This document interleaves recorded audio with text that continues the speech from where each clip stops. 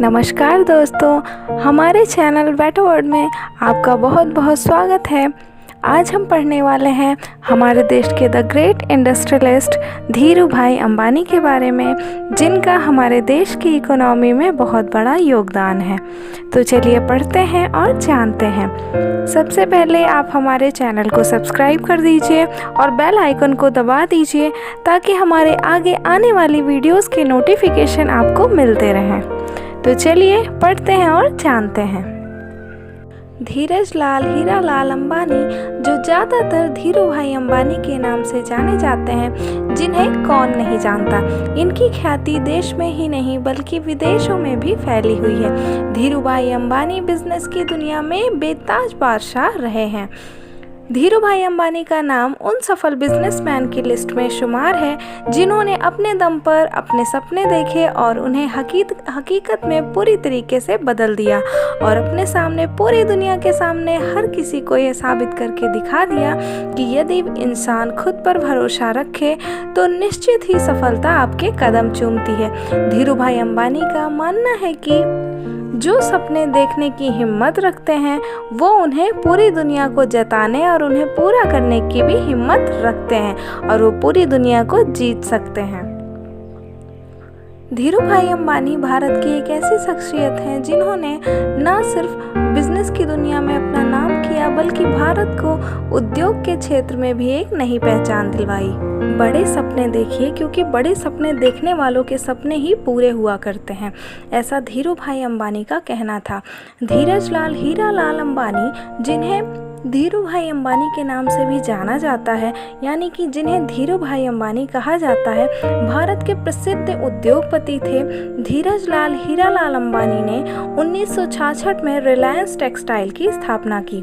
धीरू भाई अंबानी ने 300 रुपये वेतन में काम किया, लेकिन जब धीरू भाई अंबानी इस दुनिया को अलविदा कर रहे थे उस समय उनकी संपत्ति 62,000 करोड़ रुपए से भी ज़्यादा थी। धीरू भाई ने जिस मेहनत, ईमानदारी और लगन और तरक्की से काम किया, उस वजह से इस देश का हर युवा उनसे प्रेरणा लेता है। धीरू भाई भारत ही नहीं संसार के प्रेरणादायी व्यक्तित्वों में से एक हैं।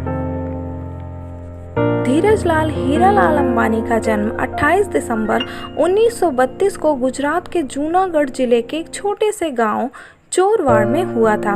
उनके पिता का नाम हीरालाल अंबानी तथा उनकी माता का नाम जमुनाबेन था।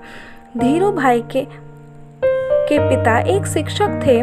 धीरू भाई के 4 भाई बहन थे। धीरू भाई का शुरुआती जीवन काफी कष्टमय था। इतना ही नहीं बल्कि परिवार बड़ा होने के कारण उन्हें काफ़ी आर्थिक कठिनाइयों का सामना करना पड़ता था। इन्हीं सभी परेशानियों के कारण उन्हें स्कूली शिक्षा बीच में छोड़नी पड़ी। पिता की मदद करने के लिए धीरू भाई ने छोटे मोटे काम शुरू कर दिए। अगर उनके हम व्यावसायिक जीवन के सफ़र की बात करें तो धीरू भाई अंबानी ने पढ़ाई छोड़ने के बाद फल और नाश्ता बेचने का काम शुरू कर दिया, लेकिन कुछ ज़्यादा फायदा नहीं हुआ। उन्होंने गांव के पास एक धार्मिक स्थल पर पकौड़े बेचने का काम शुरू किया, लेकिन यह काम पूरी तरह से पर्यटकों पर निर्भर करता था। जो साल के कुछ समय तो अच्छा चलता था, परंतु बाकी समय इसे खास फायदा नहीं होता था। धीरू भाई अंबानी ने इस काम को भी कुछ समय बाद बंद कर दिया। बिजनेस से मिली पहली 2 असफलताओं के बाद भी धीरू भाई अंबानी के पिता ने उन्हें नौकरी करने की सलाह दी। धीरू भाई के बड़े भाई रमणीक भाई यमन में नौकरी किया करते थे। उनकी मदद से धीरू भाई को भी यमन जाने का मौका मिला। वहां उन्होंने 300 रुपये प्रति माह के वेतन पर पेट्रोल पंप पर काम किया। महज 2 ही वर्षों में अपनी योग्यता की वजह से वे प्रबंधक पद तक पहुंच गए। इस नौकरी के दौरान भी धीरू भाई अंबानी का मन इसमें कम और व्यापार करने के मौकों की तरफ ज़्यादा लगता था। धीरू भाई ने उस हर एक संभावना पर इस समय में विचार किया कि किस तरह वे सफल बिजनेसमैन बन सकते हैं। इस घटना और व्यापार के प्रति जुनून को बयां करती है। धीरू भाई अंबानी जब एक कंपनी में काम करते थे तब वहां पर काम करने वालों को चाय महज 25 पैसे में मिला करती थी, लेकिन धीरू भाई के पास एक बड़े होटल में चाय पीने जाते थे जहां चाय 1 रुपये में मिलती थी, यानी कि चाय पीने के लिए उन्हें 1 रुपये चुकाना पड़ता था। उनसे जब इसका कारण पूछा गया कि तुम 25 पैसे की चाय छोड़कर 1 रुपए की चाय पीने क्यों जाते हो, तब उन्होंने बताया कि जब मैं वहाँ होटल में जाता हूँ चाय पीने तो वहाँ बहुत बड़े बड़े व्यापारी और बिजनेसमैन आते हैं जो कि बिजनेस के बारे में बातें किया करते हैं। जब मैं उन्हें सुनता हूँ तो मुझे व्यापार की बारीकियों का पता चलता है। इस बात से यह पता चलता है कि धीरूभाई अंबानी को बिजनेस का कितना जुनून था। कुछ समय बाद यमन में आज़ादी के लिए आंदोलन शुरू हो गए। इस कारण वहां रह रहे भारतीयों के लिए व्यवसाय के सारे दरवाजे बंद कर दिए गए। इसके बाद लगभग 1950 के दशक के शुरुआती सालों में धीरूभाई यमन से भारत लौट आए। अपने चचेरे भाई चंपकलाल दमानी के साथ मिलकर पॉलिस्टर धागे और मसालों के आयात निर्यात का काम प्रारंभ किया। रिलायंस कॉमर्शियल कॉरपोरेशन की शुरुआत मस्जिद बंदर के नरसिम्हा स्ट्रीट पर एक छोटे से कार्यालय के साथ हुई। यहीं से जन्म हुआ रिलायंस कंपनी का। इस व्यापार के पीछे धीरूभाई का लक्ष्य मुनाफे से ज़्यादा ध्यान न देते हुए धीरूभाई अंबानी मुनाफे पे ज़्यादा ध्यान ना देते हुए बल्कि जो उत्पाद थे, जो उन प्रोडक्ट्स को बनाते थे, अपने उत्पादों के निर्माण और उनकी गुणवत्ता पर ज़्यादा ध्यान। इस व्यापार के दौरान धीरूभाई का लक्ष्य मुनाफे पर ज़्यादा और उत्पादों के निर्माण और गुणवत्ता पर अधिक होता था। इस दौरान अंबानी और उनका परिवार मुंबई के भुलेश्वर स्थित जय हिंद एस्टेट में एक छोटे से अपार्टमेंट में रहता था। वर्ष 1965 में धीरूभाई अंबानी और चंपकलाल दमानी की व्यावसायिक साझेदारी समाप्त हो गई। दोनों के व्यवसाय और व्यवहार एवं व्यापार करने के तरीके बिल्कुल अलग अलग थे, इसीलिए ये साझेदारी ज़्यादा लंबे समय तक नहीं चली। एक ओर जहां दमानी एक सतर्क व्यापारी थे, वहीं पर धीरूभाई जोखिम उठाने वाला माना जाता था। इसके बाद धीरूभाई ने सूद के व्यापार में हाथ डाला, जिसमें पहले के व्यापार की तुलना में ज़्यादा हानि की आशंका थी, पर वे धुन के पक्के थे। उन्होंने इस व्यापार को एक छोटे से स्टोर्स के काम से शुरू किया और जल्द ही अपनी काबिलियत के बलबूते धीरूभाई बॉम्बे सूद संगठन के संचालक बन गए। अब तक धीरूभाई को व्यस्त व्यवसाय की अच्छी समझ हो गई थी। इस व्यवसाय में अच्छे अवसर की समझ होने के कारण उन्होंने वर्ष 1966 में अहमदाबाद के नरोड़ा में एक कपड़ा मिल में स्थित एक स्थान पर इसकी स्थापना की। वहां वस्त्र के निर्माण में पॉलिएस्टर के धागों का इस्तेमाल हुआ और धीरूभाई ने विमल ब्रांड की शुरुआत की, जो कि उनके बड़े भाई रमणीक लाल अंबानी के बेटे विमल अंबानी के नाम पर रखा गया था।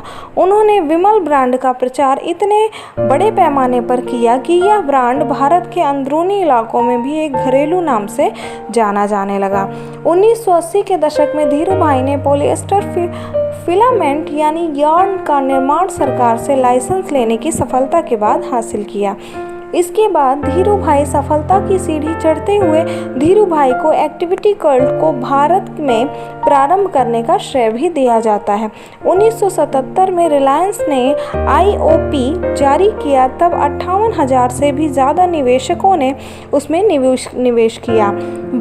धीरूभाई गुजरात के एक और दूसरे राज्य के ग्रामीणों के लोगों द्वारा आश्वस्त करने में सफल रहे कि उन्हें कंपनी के शेयर खरीदने के लिए उससे अधिक निवेश करने पर बल्कि उनके निवेश से अधिक लाभ मिलेगा। अपने जीवन काल में धीरूभाई ने रिलायंस के कारोबार का विस्तार विभिन्न क्षेत्रों में किया। इसमें मुख्य रूप से पेट्रो रसायन, दूरसंचार, सूचना प्रौद्योगिकी, ऊर्जा, बिजली, फुटकर, कपड़ा, टेक्सटाइल, मूलभूत सुविधाओं की सेवा, पूंजी बाजार तथा पूंजी बाजार और प्रचालन तंत्र में शामिल हैं। धीरूभाई के दोनों पुत्र 1991 के बाद मुक्त अर्थव्यवस्था के कारण निर्माण हुए नए मौकों का पूरा उपयोग करते हुए रिलायंस की पीढ़ी को बड़े ही सफल तरीके से आगे चला रहे हैं। धीरूभाई अंबानी ने जो कंपनी कुछ पैसे की लागत पर खड़ी की थी, उस रिलायंस इंडस्ट्रीज में 2012 तक 85,000 कर्मचारी हो गए थे और सेंट्रल गवर्नमेंट के पूरे टैक्स में 5% रिलायंस देती है और 2012 में संपत्ति के हिसाब से विश्व की 500 सबसे अमीर और विशाल कंपनियों में रिलायंस को भी शामिल किया गया है। धीरूभाई अंबानी को संडे टाइम्स में एशिया के टॉप 50 व्यापारियों की सूची में शामिल किया गया है। यदि इनके निजी जीवन की बात करें तो धीरूभाई अंबानी का जन्म कोकिलाबेन के साथ हुआ और तथा उनके 2 बेटे मुकेश अंबानी और अनिल अंबानी भी हैं तथा उनकी 2 बेटियां नीना कोठारी और दीप्ति सलगाओवर हैं। यदि उनके निधन की बात करें तो दिल का दौरा पड़ने के कारण धीरूभाई अंबानी को मुंबई के ब्रीच कैंडी हॉस्पिटल में 24 जून 2002 को भर्ती कराया गया, जिससे पहले भी उन्हें दिल का दौरा एक बार 1986 में पड़ चुका था, जिसके कारण उनके दाएं हाथ में लकवा मार गया था। 6 जुलाई 2002 को धीरूभाई अंबानी ने अपनी अंतिम सांसें ली। पुरस्कार और सम्मान की बात यदि हम करें तो वर्ष 1998 में पेनिनसिल्वेनिया विश्वविद्यालय द्वारा डीन मेडल प्रदान किया गया। एशिया वीक पत्रिका द्वारा 1996, 1998 और 2000 में power 50 most powerful people in Asia की सूची में शामिल किया गया। 1999 में business India business man of the year Bharat में केमिकल उद्योग के विकास के कारण महत्वपूर्ण भूमिका निभाने के कारण केमटेक फाउंडेशन एवं केमिकल इंजीनियरिंग वर्ल्ड द्वारा मैन ऑफ द सेंचुरी सम्मान 2011 से सम्मानित किया गया। वर्ष 2001 में economic times award for corporate excellence के अंतर्गत लाइफ टाइम अचीवमेंट अवार्ड दिया गया। Asian businessman leadership forum award 2011 में मरणोपरांत ABLF ग्लोबल एशियन अवार्ड से सम्मानित किया गया। Federation of Indian chambers of commerce and industries द्वारा मैन ऑफ 20th सेंचुरी घोषित किया गया। तो ये थी हमारे धीरूभाई अंबानी की जीवन कथा। उम्मीद है दोस्तों आपको बहुत पसंद आई होगी।